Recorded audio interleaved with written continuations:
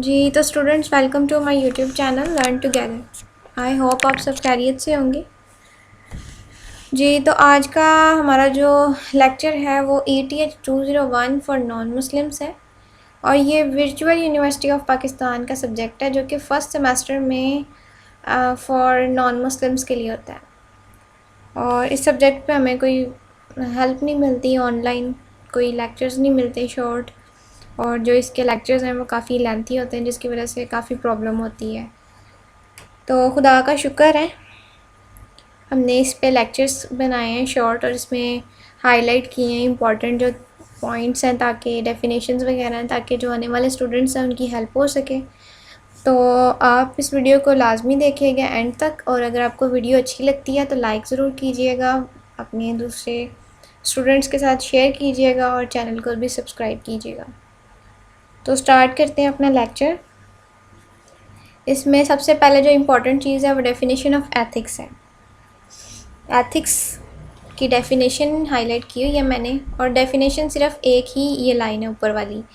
Ethics is defined as the study of what is right और wrong, right और good in conduct. Sorry, तो ethics क्या है जी? स्टडी है व्हाट इज़ राइट और गुड इन कंडक्ट। ये इम्पॉर्टेंट है, आपने याद रखनी है, ठीक है। उसके बाद हम देखते हैं नीचे, the word ethics has been taken from Greek word एथोरा। अब जो एथिक्स है वो ग्रीक का एक वर्ड है एथोरा, जहाँ से इसको उख़्ज़ किया गया या फिर इसको लिया गया, जिसका मतलब होता है करेक्टर। एथोरा का मतलब होता है character and this is connected with custom and habit, और जो करेक्टर है वो कस्टम्स और हैबिट्स के साथ कनेक्टेड होता है। क्लियर हो गया? छोटी सी डेफिनेशन है, इसमें आपसे वो डेफिनेशन पूछ सकता है, क्विज़ में आ सकता है जी एथिक्स की डेफिनेशन, एथिक्स को आप कैसे डिफ़ाइन करते हो, या फिर एथिक्स जो वर्ड है वो किस लैंग्वेज का वर्ड है, किस लैंग्वेज से डिराइव किया गया है या किस लैंग्वेज से लिया गया है, ठीक है। और या फिर ये पूछ सकते हैं कि एथिक्स जो है वो किस वर्ड से लिया गया है, जैसे अथॉरा लिखा हुआ है इसकी जगह पे फिलियन या सोफिया भी आ सकता है, ठीक है, या फिर शॉर्ट क्वेश्चन। और एथिक्स 201 का पेपर जो होता है वो बहुत इजी होता है, फुली कॉन्सेप्चुअल होता है, तो आप बस ये जो आपके कॉन्सेप्ट्स हैं इनको क्लियर कर लें और आपके पेपर में आसानी हो जाएगी। ठीक हो गया? नीचे चलते हैं। तो नीचे हमारे पास है जी मॉरल फ़िलासफ़ी। मॉरल फ़िलासफ़ी ये भी इम्पॉर्टेंट है। अब देखते हैं मॉरल फ़िलासफ़ी है क्या है। The term moral philosophy is also used for this subject. This subject यानी कि एथिक्स का जो सब्जेक्ट है उसके लिए जो टर्म मॉरल फ़िलासफ़ी है यह भी यूज़ होती है, which means same thing as ethics, जिसका मतलब जो है बिल्कुल वही इसके मानी है जो कि वर्ड एथिक्स के हैं। ठीक हो गया? अब इस तरह के क्वेश्चंस बहुत ज़्यादा आते हैं पेपर में कि इसको किस वर्ड से डिराइव किया गया या उसका मतलब क्या है। The word moral has been derived from Greek word moras। जो वर्ड मॉरल है ये ग्रीक के वर्ड मोरास में से लिया गया है, जिसके मीनिंग जो हैं मीनिंग्स जो हैं वो हैबिट्स और कस्टम्स के हैं। ठीक हो गया? हमारे पास अभी तक 3 चीज़ें हमने सीखी हैं। डेफिनेशन ऑफ एथिक्स, एथिक्स का वर्ड कहाँ से लिया गया है, मॉरल फ़िलासफ़ी क्या है, मॉरल फ़िलासफ़ी का वर्ड, मॉरल फ़िलासफ़ी 2 वर्ड से मिलके बना है। एक वर्ड है मॉरल जो कि ग्रीक के वर्ड मॉरस में से निकला है, और मोरास का मतलब है हैबिट्स और कस्टम्स। आगे देखते हैं। Whereas the word philosophy has been derived from 2 Greek words. जो फ़िलासफ़ी एक वर्ड है फ़िलासफ़ी, ये 2 ग्रीक के वर्ड्स में से लिया गया है जो कि फिलियन और सोफिया हैं, ठीक है। इनके मीनिंग जो है सीक और विजडम के हैं। फिलियन का मतलब है जी सीक एंड विजडम का मतलब है जी सोफिया का मतलब है जी विजडम। क्लियर हो गया? नीचे चलते हैं। There is also another word that represents this kind of discussion. अब हमने देख लिया है जी एथिक्स देखा, एथिक्स के बाद हमने देखा कि मॉरल फ़िलासफ़ी की टर्म भी यूज़ हो जाती है एथिक्स के लिए। अब इसी चीज़ को अगर हम लेके चलें इन्हीं मीनिंग्स को हम एक्सियोलॉजी एक वर्ड है, इससे भी रिप्रेजेंट कर सकते हैं। ये भी इम्पॉर्टेंट चीज़ है, ठीक है। और एक्सियोलॉजी का मतलब है साइंटिफिक स्टडी ऑफ वैल्यूज़ और ओनली स्टडी ऑफ वैल्यूज़। ठीक हो गया। अब देखते हैं जी difference between right and wrong. मे भी आपको शॉर्ट क्वेश्चन में पूछ लें या लॉन्ग क्वेश्चन में पूछ लें, डिफरेंस बताएं राइट और रॉन्ग में क्या फ़र्क है। और हमने ऊपर अभी पढ़ा है कि राइट और wrong, ethics is the study of what is right और रॉन्ग इन राइट और गुड इन कंडक्ट। और राइट और गुड में डिफरेंस क्या है ये वो आपसे पूछ सकते हैं। The word right has been derived from rectus. Right का जो वर्ड है ये रेक्टस एक वर्ड है, उसमें से डिराइव किया गया है, विच इज़ ग्रीक वर्ड, जो कि क्या है, ग्रीक का वर्ड है। अभी तक हमने जितने भी वर्ड्स ऊपर देखे हैं सब ग्रीक के हैं, तो ये कॉन्सेप्ट आपको क्लियर होना चाहिए कि सारे ग्रीक के ही वर्ड्स हैं। एथिक्स का जो वर्ड है, मॉरल फिलॉसफी में भी जो वर्ड आया था, और राइट भी। और राइट का मतलब होता है मीनिंग स्ट्रेट और अकॉर्डिंग टू रूल्स। ठीक हो गया। अगर हम कहना चाह रहे हैं कि कोई चीज़ राइट है तो बेसिकली हम कहना ये चाह रहे होते हैं कि वो अकॉर्डिंग टू द रूल्स है। ठीक है, राइट का मतलब है according to the rules. Clear हो गया। अब नीचे चलते हैं। Good, the term good is connected with the German gut means valuable for some end. ठीक है, जब हम गुड का मतलब होता है ऐसी चीज़ जिसका जो एंड है वो वैल्यूएबल हो। ठीक है, उसका एंड अच्छा हो।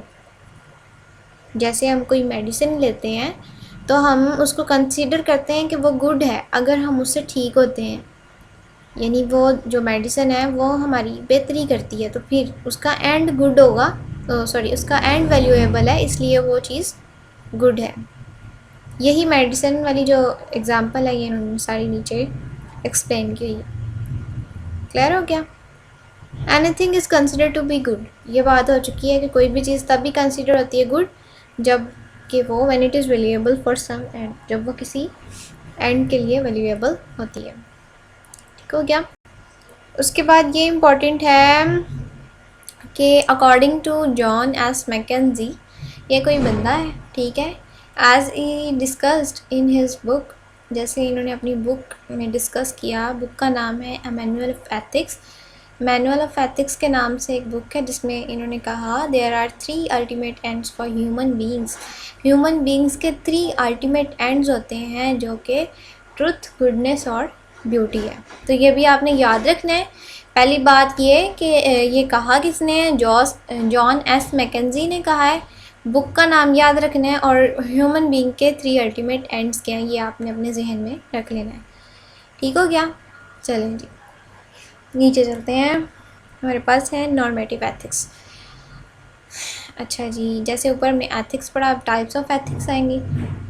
The normative ethics, normative ethics also known as moral theory. जैसे हमने ऊपर देखा था एथिक्स के लिए वर्ड मॉरल फिलॉसफी भी यूज़ होता है, वैसे ही हमने याद रखना है कि नॉर्मेटिव एथिक्स के लिए मॉरल थ्योरी का वर्ड भी यूज़ होता है।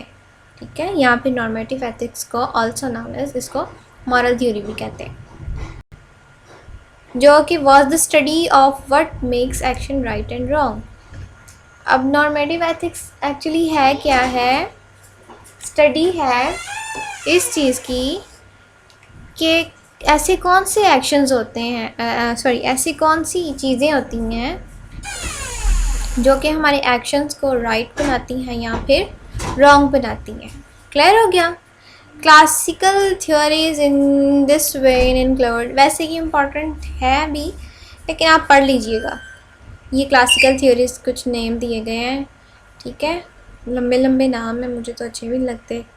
नीचे आ जाते हैं। एरिस्टोटल, एरिस्टोटल के बारे में पेपर में पूछा जाता है और लाजमन पूछा जाता है, तो इसको ज़रा क्लियर कर लीजिएगा। मैं अभी अगर आप मेरी वर्ड्स पे गौर करें तो आपको समझ आ जाएगी।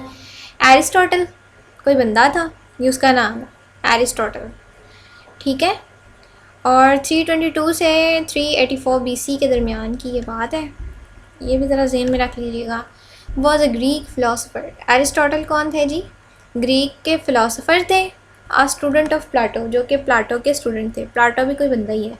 वो was also a Greek philosopher. अब उन्होंने खुद बता दिया कि वो प्लाटो कौन थे जी, ग्रीक के फ़िलासफ़र थे और ऑथर थे